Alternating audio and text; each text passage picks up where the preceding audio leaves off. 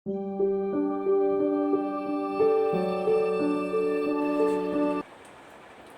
everyone, I welcome all of you to HS physics channel. ये हमारा खूबसूरत सा चैनल है HS physics.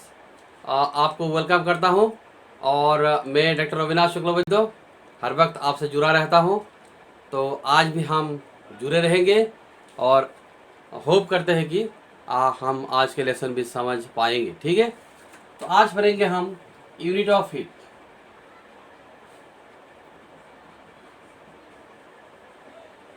Unit of heat, जैसे कि हमें मालूम है हीट का यूनिट तो heat is energy. Heat is energy, heat is form of energy कह सकते हैं आप। Heat is the mode of transfer of energy भी कह सकते हैं। मतलब हीट एनर्जी है और एनर्जी एक तरह का हीट है। तो एनर्जी का यूनिट क्या है? एनर्जी का यूनिट है जूल, एसआई में। हाँ, तो हीट का भी यूनिट होगा जूल, एसआई में। सही है। एनर्जी का यूनिट है आर्ग, सीजीएस में। हाँ, तो हीट का भी यूनिट होगा आर्ग, सीजीएस में। ठीक है, ऐसा ही होता है।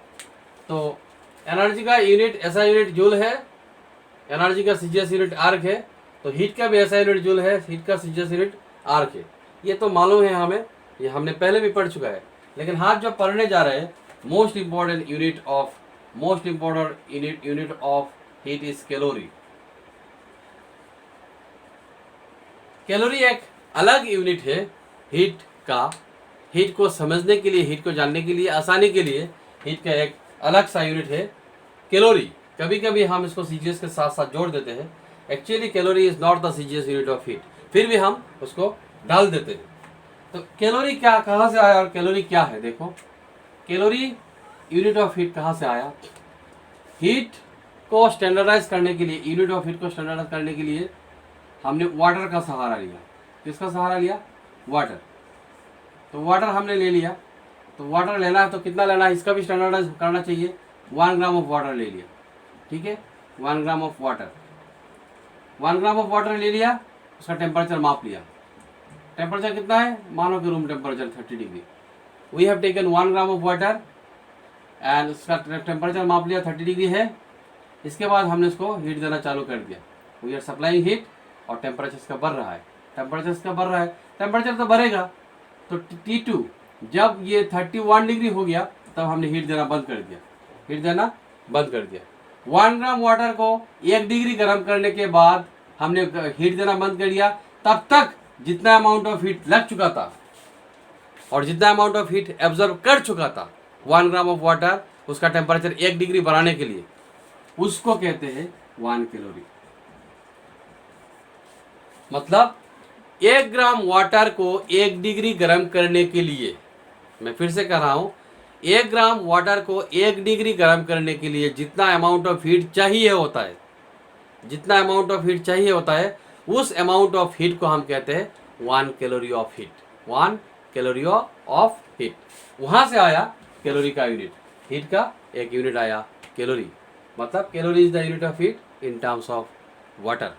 हीट कैपेसिटी ऑफ सॉलिड, आज हम पढ़ेंगे हीट कैपेसिटी ऑफ सॉलिड। ये तो हमने पढ़ चुका है। हीट कैपेसिटी ऑफ सॉलिड का मतलब है एक सॉलिड है, सॉलिड का एक टेम्परेचर है 30 डिग्री सेंटीग्रेड और सॉलिड का मास कितना है मालूम नहीं, एनी मास। उसको हीट देते रहे, हम हीट देते रहे और हीट को कैलकुलेट करते रहे और टेम्परेचर की तरफ देखते रहे। Some mass is there, some mass of a solid is there, उसका टेम्परेचर पता लगाना है, ओके, और उसको हीट देना है, ओके, और साथ साथ टेम्परेचर का ख्याल रखना है। इतना ही, हीट देना है, टेम्परेचर का ख्याल रखना है। तो हीट दे रहे हैं और कितना दे रहे हैं इसका भी ख्याल रखना है। तो हीट दे रहे हैं और टेम्परेचर का ख्याल रख रहे हैं। तो पूरा बॉडी का टेम्परेचर जब तक 31 डिग्री हो जाए तब तक जितना अमाउंट ऑफ हीट लगा है, for example 50 calorie of heat is required to raise the temperature of total body of the substance from 30 degree to 31 degree. मतलब 1 डिग्री, उस पूरा बॉडी को 1 डिग्री टेम्परेचर राइज करने के लिए कितना अमाउंट ऑफ हीट लगा है? 50 कैलोरी। तो 50 कैलोरी हो गया heat capacity of the solid, heat capacity of the solid, उसका और एक नाम है, उसको thermal capacity of the solid भी कहते हैं। क्या कहते हैं? Thermal capacity of the solid. Solid हो सकता है, लिक्विड हो सकता है, thermal capacity of the metal भी कर सकते। तो ये हो गया हीट कैपेसिटी। फिर आता है स्पेसिफिक हीट कैपेसिटी। ये भी हमने पढ़ लिया है। स्पेसिफिक हीट कैपेसिटी क्या होता है? स्पेसिफिक हीट कैपेसिटी होता है कि उसी सब्सटेंस का 1 ग्राम को हीट करने के बाद जितना अमाउंट ऑफ हीट लगता है, इट में भी 0.5 कैलोरी, 30 to 31। वही सब्सटेंस का 1 ग्राम को 1 डिग्री गर्म करने में जितना अमाउंट ऑफ हीट लगता है उसको हम कहते हैं स्पेसिफिक हीट कैपेसिटी। अगर इसका 50 हुआ है, फॉर एग्जांपल ये 0.5 कैलोरी पर ग्राम हो गया, कैलोरी पर ग्राम मतलब 1 ग्राम का। तो ये हो गया स्पेसिफिक हीट, ये हमने ऑलरेडी डिस्कस कर लिया है। अब जो इम्पोर्टेंट है वो है इम्पोर्टेंट, जो आज हम नया पढ़ेंगे वो है मोलर स्पेसिफिक हीट। क्या है इसका नाम? Molar specific heat. Molar specific heat of A gas होता है actually, molar specific heat of A gas, क्योंकि मोल जो होता है ये गैस का ही ज्यादातर यूज होता है। 1 मोल ऑफ ए गैस। 1 मोल मतलब क्या है? 1 मोल को तो आपको मालूम होना चाहिए। 1 मोल इक्वल टू कितना है दोस्तों? 1 मोल इक्वल टू है n molecule, n number of molecules. और n नंबर ऑफ मोलिक्यूल्स कितना है? 6.023 into 10 power 23 मोलिक्यूल्स, मतलब 6.023 into 10 power 23 मोलिक्यूल मिलके एक मोल होता है। इसको एक मोल होता है, इसको एवोगाड्रो ने डिस्कवर किया। ठीक है, तो आज हम जानेंगे, आज हम पढ़ेंगे 1 मोल स्पेसिफिक हीट क्या होता है। 1 मोल स्पेसिफिक हीट क्या होता है? तो ये आसान सा है। Mole related, molar specific heat is related to mole, molar specific heat is related to mole, मतलब मोलर मतलब 1 मोल का। तो ये देखो, ये कंटेनर है, इसमें हमने 1 मोल गैस ले लिया। क्या है? गैस है, 1 mole gas. We have taken 1 mole gas. कितना गैस? ऑक्सीजन, कार्बन डाइऑक्साइड, कोई भी गैस हो सकता है, ये ऑक्सीजन भी हो सकता है, ये नाइट्रोजन भी हो सकता है, कोई भी गैस हो। 1 मोल ऑफ गैस ले लिया, उसका टेम्परेचर मेजर किया। टेम्परेचर कितना है? अब लगभग 30 ही पकड़ लेते हैं, कोई बात नहीं। तो 1 मोल गैस को टेम्परेचर मेजर कर लिया 30, फिर इसको हीट देने लगा हीट दे रहे हैं और देख रहे हैं कि इसका टेम्परेचर तब तक दे रहे हैं हीट कि 31 डिग्री सेंटीग्रेड ना हो जाए। तब तक जब जितना अमाउंट ऑफ हीट ले लिया, इट में भी 0.8 calorie. 0.8 calorie is the amount of heat absorb by 1 mole of gas, any gas, to raise its temperature through 1 degree. 30 से 31 हो सकता है, 40 से 41 हो सकता है। तो 1 mole gas 1 degree temperature rise करने के लिए जितना अमाउंट ऑफ हीट लेता है उसको कहते हैं मोलर स्पेसिफिक हीट। उसको कहते हैं मोलर स्पेसिफिक हीट। और ये मोलर स्पेसिफिक हीट कितना हो गया? 0.8 कैलोरी पर मोल हो जाएगा, कैलोरी पर मोल। ये 0.8 कैलोरी पर मोल फॉर एग्जांपल फॉर ऑक्सीजन हो गया। ये नाइट्रोजन के लिए दूसरा वैल्यू आ जाएगा। ठीक है, ये हो गया आपका मोलर स्पेसिफिक हीट। ठीक है, मोलर स्पेसिफिक हीट। अब हम चलते हैं वाटर इक्विवेलेंट की तरफ। अब हम पढ़ते हैं water equivalent of a substance. Water equivalent of a substance.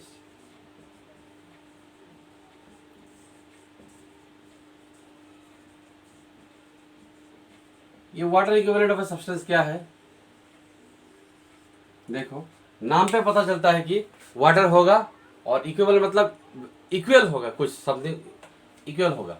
तो वाटर होगा, वाटर के साथ इक्वल होगा समथिंग, तो नाम से पता चलता है वाटर होगा, इक्वल होगा। और सब्सटेंस भी होना चाहिए, सब्सटेंस का कुछ रिलेशन है। तो पहले हम एक सब्सटेंस को पकड़ लेते हैं। Let us consider a substance. ये हो गया आपका सब्सटेंस। सब्सटेंस हो गया फॉर एग्जांपल कॉपर। कॉपर कितना है मालूम नहीं, कॉपर है। ठीक है, कॉपर है। और हमने ले लिया अभी वाटर, उसका टेम्परेचर मेजर किया 30 डिग्री सेंटीग्रेड। ओके, इसमें पानी ले लिया कंटेनर में। कंटेनर का वाटर का मास कितना है मालूम नहीं, इसका भी टेम्परेचर 30 डिग्री सेंटीग्रेड है। ठीक है, मैं फिर से कह रहा हूं, एक सब्सटेंस का वाटर इक्विवेलेंट होता है, एक सब्सटेंस का वाटर इक्विवेलेंट होता है, और ये सब्सटेंस है कॉपर। ये सब्सटेंस क्या है? सब्सटेंस है कॉपर।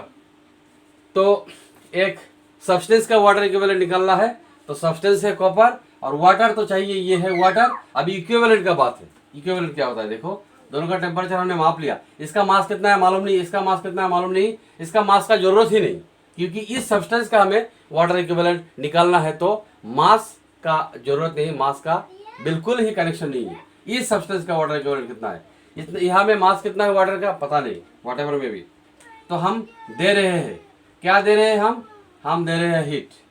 और हीट जो दे रहे हैं बच्चों, हीट इक्वल अमाउंट दे रहे हैं, दोनों बाढ़ना ही सेम अमाउंट ऑफ हीट देते हैं। तो इसको भी हीट दे रहे हैं, इसको भी हीट दे रहे हैं। देखते हैं 2 सेकंड बाद इसका टेम्परेचर हो गया 35 और इसका टेम्परेचर हो गया 40। 2 सेकंड बाद इसका टेम्परेचर 30, इसका टेम्परेचर 40 हो गया, तो इक्वल है ना, इक्वल नहीं हुआ है, temperature is not equal, temperature is not equal. मतलब यह है कि हम चाहते हैं, वी विश कि इसका जितना टेम्परेचर बढ़ेगा उसका भी वैसा ही बढ़ना है। इसका अगर 30 है, इसका 30, इसका 31 है तो इसका भी 31 होना है, इसका 32 है तो उसका भी 32 होना है, इसका 33 है इसका भी 33 होना है। तो ये तो नहीं हुआ, इसलिए इसका टेम्परेचर जल्दी बढ़ गया। मतलब क्या है, मतलब हमें ऐड करना है, क्या ऐड करना है, थोड़ा वाटर ऐड करना है। वाटर ऐड कर लिया, वाटर ऐड करने के बाद फिर से टेम्परेचर 30 पे आ गया, 30 पे आ गया, 0। फिर से स्टार्ट, एक्सपेरिमेंट रिपीट हो रहा है, थोड़ा टेम्परेचर, थोड़ा वाटर ऐड करने के बाद टेम्परेचर 30 है, हीट देना चालू, तो ये हो गया 35, ये भी 35, ये हो गया 40, ये भी 40, ये हो गया 50, ये भी 50। मतलब ये है कि इस सब्सटेंस के टेम्परेचर जैसा बढ़ रहा है, उस अमाउंट ऑफ वाटर के भी टेम्परेचर वैसा ही बढ़ रहा है। Amount of water, that is important. amount of water is important. Some amount of water is not it, some amount of water gets equally heated, same temperature दे रहे हैं आप, same heat दे रहे हैं, some amount of water gets equally heated with that substance for certain range of temperature. जितना mass of water, amount of substance मतलब mass, amount of substance मतलब mass of water, amount of water मतलब mass of water, जितना water का mass कोई भी किसी भी एक सब्सटेंस के साथ साथ इक्वली टेम्परेचर गेन करता है फॉर सर्टेन रेंज, उस मास ऑफ वाटर को कहते हैं उस बॉडी का वाटर इक्विवेलेंट। जैसे कि यहाँ पे मास हो गया 70 gram, 70 gram water, 70 gram water, 70 gram of water gets equally heated with the copper bar. इसका मास कितना है मालूम नहीं, इस कॉपर बार के साथ 70 gram of water equally gets heated equally for certain range of temperature। उस mass of water को हम कहते हैं water equivalent of that substance। मतलब इस कॉपर का वाटर इक्विवेलेंट हो गया 70 ग्राम।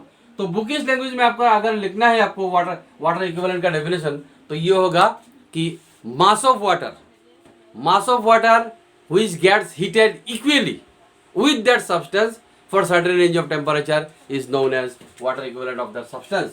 mass of water which gets heated, mass of water which gets heated with that substance, mass of water which gets heated with that substance, जिसका water equivalent निकालना है, with that substance for certain range of temperature,